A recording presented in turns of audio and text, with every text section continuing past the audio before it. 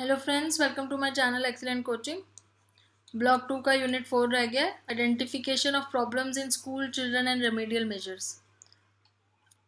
तो इसमें exceptional children के बारे में पढ़ने वाले हैं हम, और ये देखेंगे कि एक्सेप्शनल चिल्ड्रन बोलते किसे हैं, लर्निंग डिसेबिलिटीज़ कितने टाइप की होती हैं, जिन बच्चों को पढ़ाई में प्रॉब्लम आती है, अलग अलग लर्निंग में प्रॉब्लम आती है, जैसे लिखने में, पढ़ने में या फिर मैथ्स करने में। फिर उसमें उनकी करेक्टरिस्टिक्स, कॉजेज, आइडेंटिफिकेशन और रिमीडियल प्रोग्राम के बारे में पढ़ेंगे।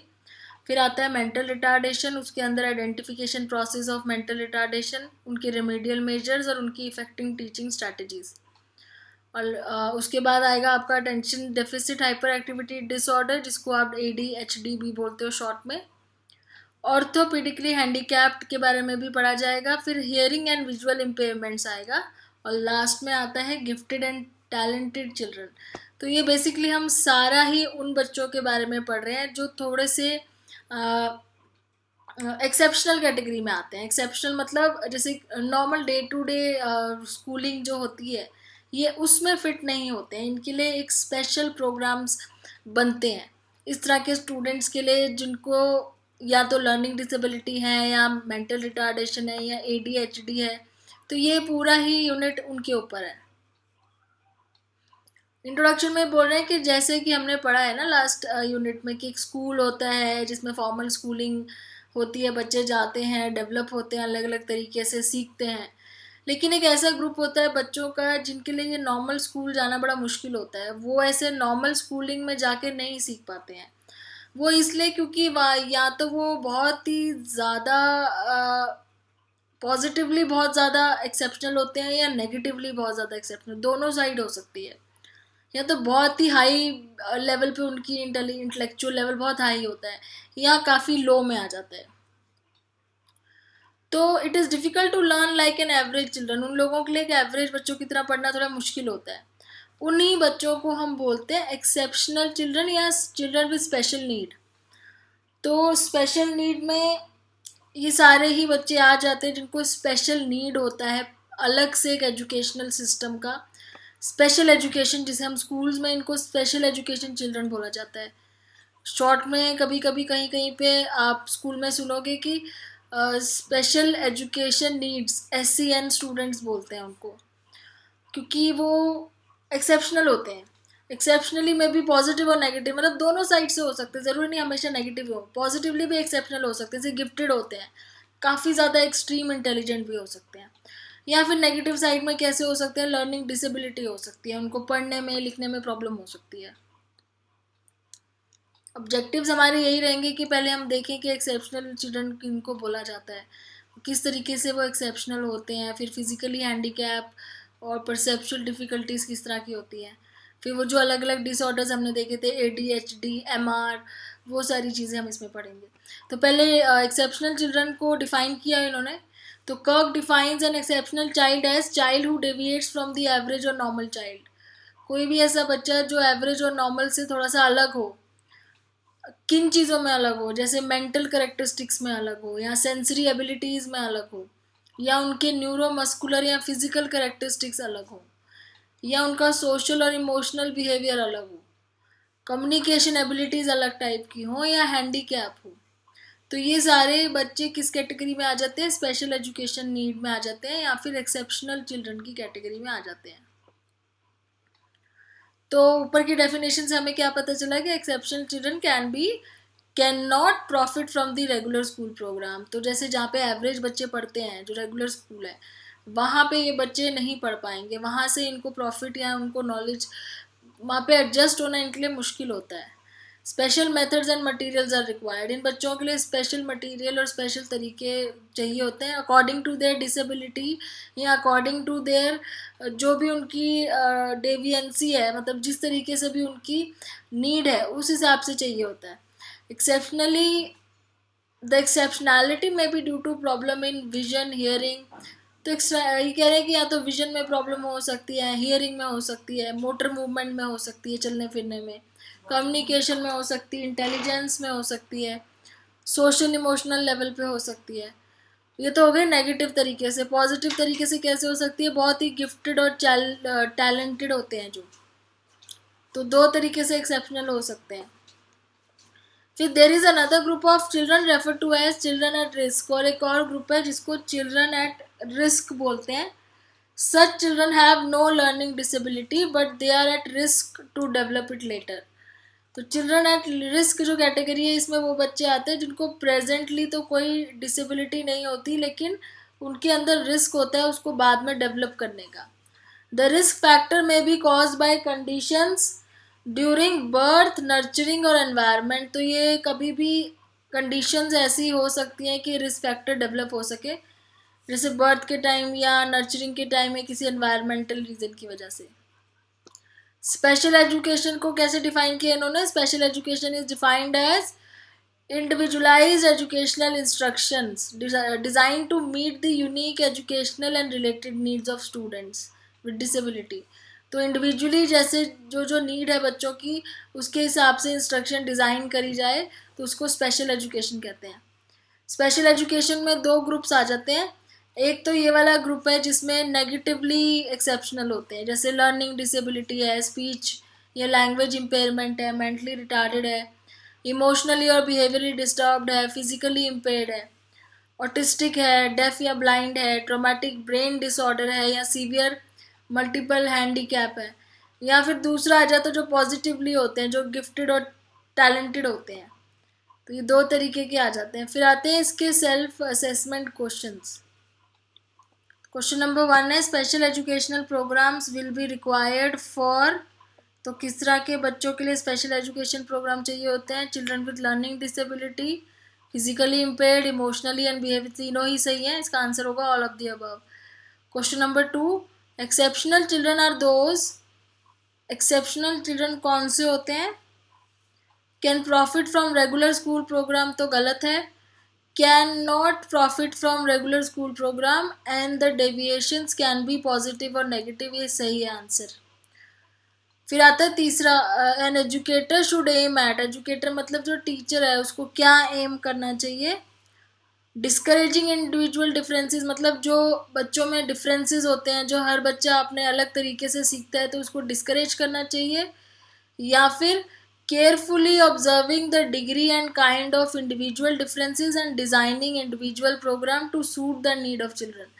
कि ध्यान से ये चीज़ देखना चाहिए कि हर एक बच्चा किस तरीके से सीखता है, अलग अलग अपने तरीके से, और फिर उस तरीके से उसको सिखाने में हेल्प करनी चाहिए। तो ऑप्शन बी ठीक है, ओनली बी। फिर लर्निंग डिसेबिलिटी से स्टार्ट किया है पहले इन्होंने। लर्निंग डिसेबिलिटीज क्या होती हैं? तो लर्निंग डिसेबिलिटी का डिफाइन करने का इन्होंने बोला है कि क्रेडिट जाता है विलियम क्रुकशैंक को, और फिर सैमुअल किर्क में भी इन्होंने थोड़ी बहुत स्पेसिफिक लर्निंग डिसेबिलिटी के बारे में बताया था। तो लर्निंग डिसेबिलिटी क्या है? It is a syndrome found in children of normal और above intelligence characterised by specific difficulties. तो बच्चे जो नॉर्मल से बिलो या अबव हो, एक्चुअली बिलो ही होते हैं क्योंकि डिसेबिलिटी की बात कर रहे हैं ये, तो ये नेगेटिवली एक्सेप्शनल होने की बात कर रहे हैं। तो इनकी जो इंटेलिजेंस होती है वो बिलो नॉर्मल होती है। जैसे कि जिन बच्चों को रीडिंग में प्रॉब्लम आती है, जिसको हम डिसलेक्सिया बोलते हैं, राइटिंग में अगर आती है तो डिसग्राफिया बोलते हैं, और अगर मैथ में आती है तो डिसकैलकुलिया बोलते हैं। तो ये तीनों लर्निंग डिसेबिलिटीज़ हैं। तो क्या करेक्टरिस्टिक्स होती है लर्निंग डिसेबिलिटी की? जो लर्निंग डिसेबिलिटी है इसको शॉर्ट में एलडी बोल सकते हैं। तो LD is a chronic condition of probable neurological origin की, ये न्यूरोलॉजिकल ओरिजिन की कंडीशन है, इसका कनेक्शन न्यूरोलॉजिकल सिस्टम से है। It varies in is manifestation and severity, मतलब हो सकता है कि किसी बच्चे को बहुत कम सीवियर हो, किसी को बहुत सीवियर हो, तो सबका अलग अलग लेवल होता है सीवियरिटी का। It influences individual self concept, इससे क्या होता है कि बच्चों का सेल्फ कॉन्सेप्ट जो है वो बहुत ख़राब हो जाता है, क्योंकि उनको लगता है वो डिसेबल है किसी एक चीज़ में, तो बहुत नेगेटिवली अपने बारे में सोचने लगते हैं। It primarily excludes other disability categories, ये बाकी डिसेबिलिटी कैटेगरीज से एकदम अलग है। इफ़ अनट्रीटेड और poorly treated can have adverse effects, अगर ट्रीट नहीं किया गया तो एजुकेशनल, वोकेशनल, सोशल एक्टिविटीज़ में इसका बहुत एडवर्स इफेक्ट हो सकता है, ख़राब इफेक्ट हो सकता है। LD can also be defined as one or more significant defects in essential learning process, कि जो चीज़ें ज़रूरी हैं सीखनी उसमें अगर डिफेक्ट है तो उसको भी आप LD बोल सकते हो। ऐसे बच्चों की करेक्टरिस्टिक्स क्या होती है कि इनको मिक्स्ड ग्रुप ऑफ डिसऑर्डर्स भी हो सकते हैं, ज़रूरी नहीं है सिंगल लर्निंग डिसेबिलिटी हो, मिक्स भी हो सकती है। लर्निंग डिसेबिलिटी में भी may transcend the school setting and persist in adulthood। Learning disability अगर ट्रीट ना की जाए तो वो स्कूल लेवल से एडल्टहुड तक जाती है। These children are normal intellectual functioning, इनकी इंटेलेक्चुअल लेवल एकदम नॉर्मल होता है, बट उनकी लर्निंग डिसेबिलिटी उनको चीज़ें समझने नहीं देती। Behavior problems are not initial component, behavior problem इनमें नहीं होती है शुरू में, बाद में आने लगती है जब ये फ्रस्ट्रेट होना शुरू हो जाते हैं, तब ये बिहेवियर प्रॉब्लम्स क्रिएट करते हैं, शुरू में नहीं होती है। Boys are more likely to be characterized as LD then girls, boys में लर्निंग डिसेबिलिटी ज़्यादा होती है। LD में range from mild to severe, ये अभी हमने ऊपर भी डिस्कस किया कि किसी के अंदर माइल्ड हो सकता है, किसी के अंदर बहुत सीवियर हो सकता है। कोई स्टूडेंट बहुत पैसिव और इनएक्टिव भी हो सकता है, कोई बहुत ज़्यादा एक्टिव भी हो सकता है। स्टूडेंट में show problem in one area not in the other, हाँ ये भी हो सकता है कि एक पर्टिकुलर एरिया के लिए हो, जैसे डिसलेक्सिया, रीडिंग में कोई पर्टिकुलर टाइप की रीडिंग में प्रॉब्लम हो, सारी रीडिंग में ना हो। और डेवलपमेंटल माइलस्टोन्स में डिले हो जाती है, मतलब जिस एज में उनको जो चीज़ सीख जानी चाहिए फिर वो चीज़ में उनकी डिले हो जाती है क्योंकि उनको लर्निंग डिसेबिलिटी होती है। बिहेवियर एंड अफेक्टिव करेक्टरिस्टिक्स कैसे होते हैं? हाइपर एक्टिव होते हैं या बहुत ही हाइपो एक्टिव, मतलब बहुत ही लेजी, या तो बहुत एक्टिव या बहुत लेजी होंगे। इम्पल्सिवली एक्ट करेंगे, मतलब एकदम सडनली रिएक्ट कर जाते हैं, ओवर रिएक्ट कर जाते हैं। सरप्राइजिंग इमोशंस होते हैं, समझ में नहीं आता कब कैसे रिएक्ट कर रहे हैं। तो ये हो गया बिहेवियर और अफेक्टिव करेक्टरिस्टिक्स।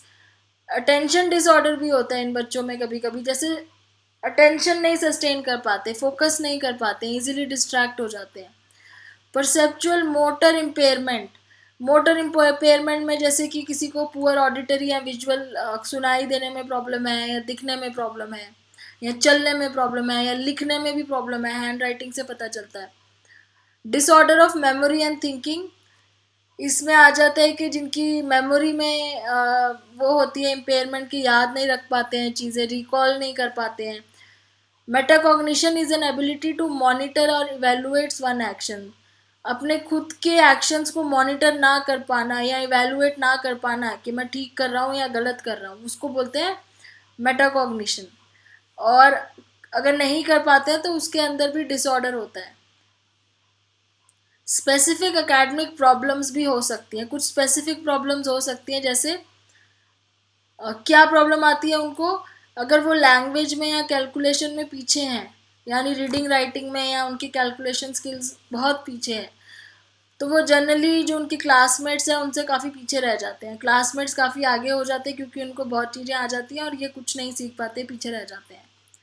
डिसलेक्सिया में क्या होती है? सीरियस रीडिंग प्रॉब्लम होती है, तो वर्ड्स को पहचान नहीं पाते हैं, बोल नहीं पाते हैं। ओरल और रिटन लैंग्वेज में डिफ़िकल्टीज आती है। राइटिंग लैंग्वेज में पुअर हैंड राइटिंग भी हो सकती है, स्पेलिंग गलत होती हैं, सेंटेंसेस नहीं फॉर्म कर पाते हैं, इस तरह की प्रॉब्लम्स होती हैं। डिसकैलकुलिया में मैथ्स की प्रॉब्लम्स को समझ नहीं पाते हैं, बेसिक प्रॉब्लम भी नहीं कर पाते हैं। Disorder of speech and learning speech sounds, तो स्पीच वाले डिसऑर्डर में वो रिपीट करते हैं या तो बारी बारी एक एक चीज़ को बोलने में, या फिर स्टम्बल कर जाते हैं, बोलते बोलते कुछ और निकल जाता है मुंह से, ठीक से क्लियर बोल नहीं पाते।